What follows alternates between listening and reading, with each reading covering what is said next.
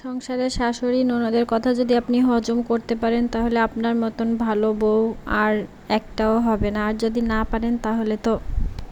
আসসালামু আলাইকুম, বাংলাদেশি ব্লগার মম স্নেহা চ্যানেলে আপনাদের আরও একবার স্বাগত জানাই। কাছে এবং দূরে, দেশ এবং দেশের বাইরে যে যেখান থেকে আমার ভিডিওটি দেখছেন, আশা করি আল্লাহর রহমতে সবাই ভালো আছেন। আমরাও আলহামদুলিল্লাহ ভালো আছি। 2 দিনের ভিডিও আমি একত্রে করেছি, মানে 2 দিন কিছু কিছু কাজের অংশ আমি শেয়ার করেছি, যার কারণে ভিডিওটা বেশি বড়ও করতে পারিনি। এত পরিমাণে কাজের প্রেশার আমার উপরে যে কাজগুলো আমি কিভাবে করব, আবার ভিডিও কিভাবে করব, আবার মেয়েটা তো অনেক অসুস্থ, এগুলো মেয়েকে কিভাবে সামলাবো, আমি একা পুরো হিমশিম খেয়ে যাচ্ছি। তারপরেও যে শাশুড়ি স্বামী এদের কোনো কিছু একটু কাজ কম হয়ে গেলে এদের মুখের দিকে তাকানো যায় না, আবার এরা কথা শোনাতেও কম করে না। এমন কথা বলছে, সারা দিন আজকে আমি কান্না করেছি যে মেয়েদের জীবন কতটা কষ্টের, কতটা মানে এদের কষ্টটা কেউ আর কি বোঝে না। আমাদের মতন সাধারণ ঘরের মেয়ে যারা আছে তাদের কষ্টটা কেউই বোঝে না। আর বিশেষ করে যদি বাপের বাড়িতে আর্থিক অবস্থা না থাকে তাহলে স্বামী বলেন আর শাশুড়ি বলেন, তার পরিবারের কেউই মেয়েকে মূল্যায়ন দিতে চায় না। এটা আমি বিয়ের পর থেকে উপলব্ধি করি। আর এমনিতে শুরু থেকেই তো আমার শাশুড়ির আমি খুব একটা পছন্দর বউ ছিলাম না। আমার শাশুড়ি যেহেতু আমার হাজব্যান্ড আমাকে পছন্দ করে বিয়ে করে নিয়ে আসছে, আমার বিয়েতে আমার শাশুড়িদের খুব মত ছিল না।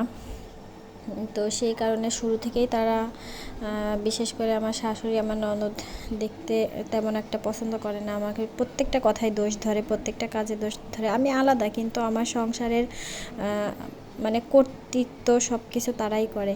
তো এই যে এটা হচ্ছে আজকে সকালে আমার ছেলে হাউস বানাচ্ছে, যেহেতু আমার ধান সিদ্ধ করতে হবে। আর এই যে আমি পাতাগুলো নেড়ে দিয়েছি, আর আমার ছেলেটা হাউসটা এত সুন্দর করে বানাইছে কি বলবো। ও মানে লাইফে প্রথম এই হাউসটা তৈরি করলো। তো হাউসটা তৈরি হয়ে গেলে আমি আপনাদের দেখাবো। আর এই যে এখন হচ্ছে দুপুর না, বিকাল। তো আজকে এই যে সকালে হাউস বানিয়েছি।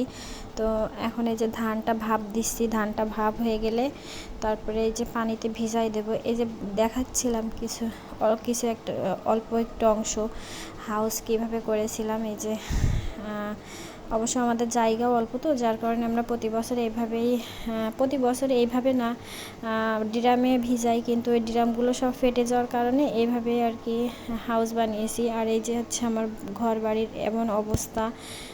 এমনিতে ধান যখন ঘরে আসে তখন মানে ঘর বাড়ি পুরো বস্তি হয়ে যায়। তো এই জিনিসটা পরিষ্কার করতে করতে আমার জীবন শেষ হয়ে যায়। আর এই যে হাউজের মধ্যে আমি ধানটা ভাপিয়ে দিয়েছি। এটা হচ্ছে আজকে সকালের ভিডিও।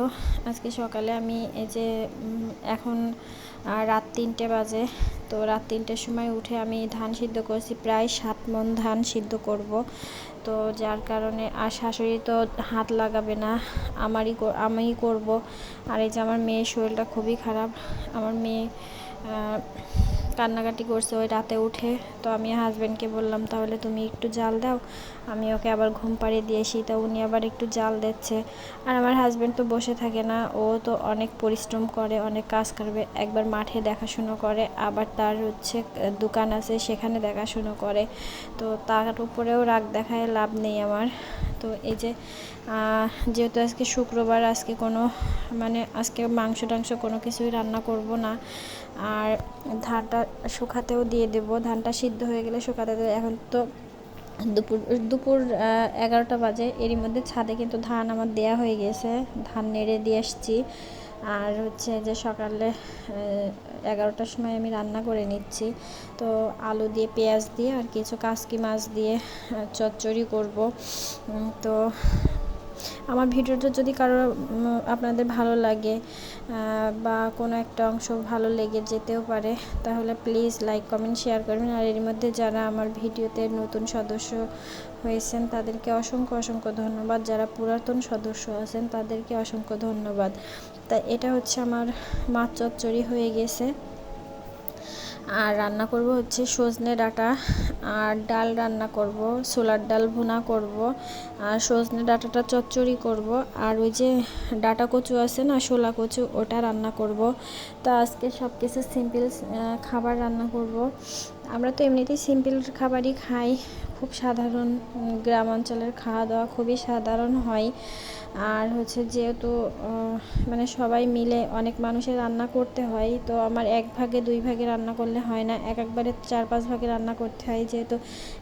যেহেতু দুপুরে আমি একবারই রান্না করি তরকারিটা, আর ভাতটা আমি 3বারই রান্না করি, এই জন্য তরকারিটা একটু বেশি করেই রান্না করতে যাই, যেহেতু প্রত্যেকবার এক এক ওক্তে আমরা 7 জন করে সদস্য, এই জন্য তরকারিটা 4-5 ভাগে রান্না করতে হয়। অবশ্য 1-2 ভাগে রান্না করে আমি শেয়ার করি।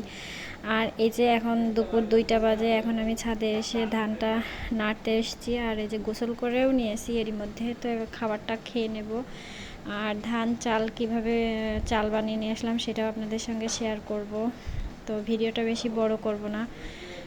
সবাই ভালো থাকবেন, সুস্থ থাকবেন, আল্লাহ হাফেজ।